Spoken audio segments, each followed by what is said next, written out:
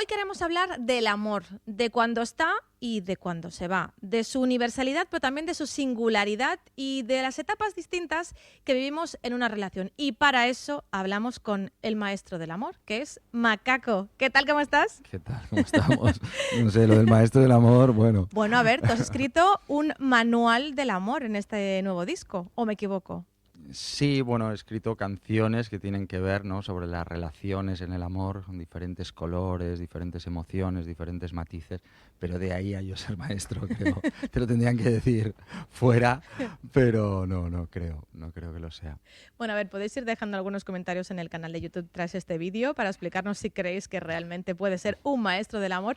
Pero yo le decía antes de empezar que me parecía súper bonita la idea de este disco para que podamos entender que el amor se puede sentir de muchísimas maneras. Yo creo que sí, ¿no? Cuando apareció este concepto, porque al principio no existía, simplemente estaba componiendo, ¿no? Y dejando que fluyeran las canciones, ¿no? Sentí que todos somos muchas cosas, ¿no? No somos un solo color, ¿no? El hombre, desde que es hombre, siempre habla de las mismas cosas. El punto de vista, la perspectiva que tú le pones es lo que marca la diferencia, ¿no? Y en el amor, todos esos links, todas esas conversaciones que tenemos, y más en este momento, ¿no?, esta cosa intergeneracional que hay ahora, ¿no?, sobre el amor romántico, el amor consciente, ¿no?, el subidón, una ruptura. Todos podemos ser muchas cosas en un momento dado, y aparece otro nuevo código cada vez que conoces a alguien, ¿no? Cada vez que aparece una nueva relación, aparece un código, yo creo que único e intransferible. Entonces, de repente se me ocurrió hablar de esas diferentes sensaciones, ¿no? Hay canciones como Melía, que habla pues de un chico que está como pillado con una tía, y la tía es como que era un juego ahí y tal, y el otro está ahí, ¿no? Ese momento que puede ser para un lado, puede ser para otro, desde esta cosa del quiéreme bien que hablábamos antes, ¿no?, que es el amor más conscious, ¿no?, esta cosa de, hostia, no existe el amor sino los actos de amor, ¿no?, demuéstramelo, ¿no?, en el día a día, ¿no? Se va construyendo una relación pasito a pasito, ¿no?, sin esas proyecciones que muchas veces nos han programado en el imaginario colectivo, que hemos visto que es una falacia, ¿no?, que son irreales. Entonces fui como componiendo con esos colorcitos, y de repente decía, wow, aquí pasa, o el tirititrán, que es súper sangrante, que es justo una ruptura, que estás hecho mierda y tal, ¿no? Entonces ahí aparecía ahí un abanico de colores. Es bonito porque nos vamos a sentir identificadas en muchas canciones, y es bonito también porque vas a colaborar con muchísimos artistas que además no solo van a ser españoles, sino tú decías, ¿no?, de al otro lado del charco, y van a haber muchos estilos musicales. Sí, esto fue también como que apareció de una manera natural, como muchísimos músicos durante el confinamiento hemos hecho canciones y canciones y canciones. He escrito también una película, un guión de una película que se rodará dentro de 3 años, porque es un proceso como muy, muy largo, pero la verdad que estoy súper feliz también con ese proyecto que tiene que ver con la música. Y de repente, cuando estábamos jugando con Tirta, que he compuesto toda la parte musical con él, yo las letras y la música la hemos hecho juntos, es un hermanito, compañero de vida, y durante este confinamiento pues fuimos ahí en esto, nos montamos una nave espacial en el estudio ahí, y aparecían muchos colores. Y sí que de repente jugamos con elementos de músicas de raíz, tanto de aquí como, ¿no?, de los lados del charco, que ahora, por suerte, están muy de moda, y yo me alegro porque siempre he jugado con eso. Y luego como un imaginario sonoro, es decir, por ejemplo, todos los beats, todos los ritmos, sea un beat más urban, sea un beat de lo que sea, está hecho todo con una sartén, con Una un guitarra al cajón, revés, una lo he guitarra al visto, sí. revés, todo cacharros. Hay sintes de estos retro y guitarritas pequeñas, un poco Stranger Things, que le dan unos colores como muy mágicos que a mí me encantan.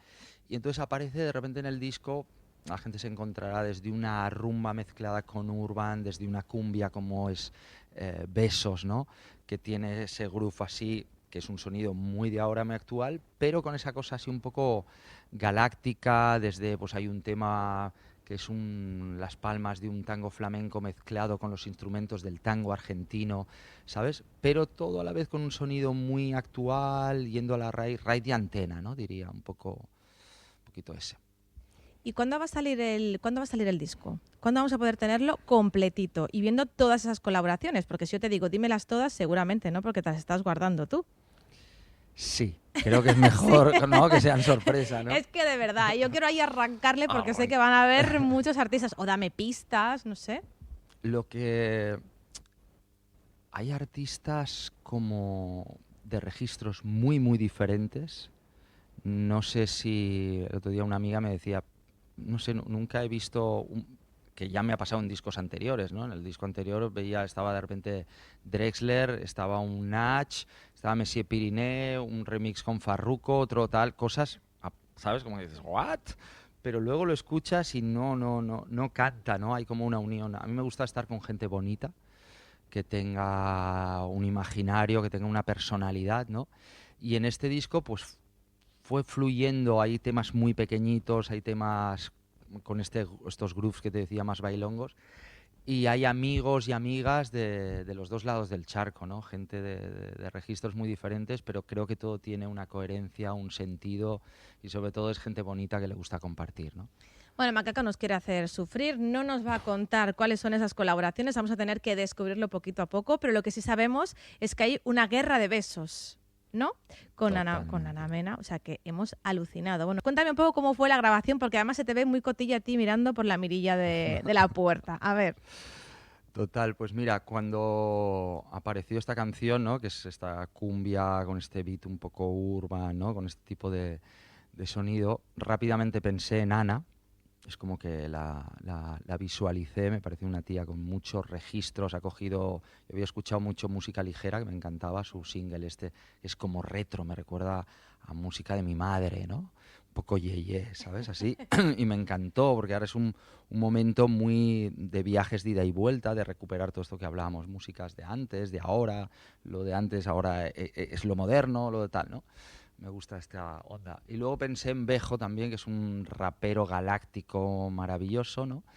Y nada, lo grabamos, a ellos les encantó la canción y era el momento de hacer el vídeo, ¿no? ¿Qué hacemos? Yo quería darle como una estética un poco así retro, por eso esos tonos de luz así verdosos. Yo aparezco con ese traje blanco, ¿no? Ana también con un traje negro, toda una cosa un poco así surrealista.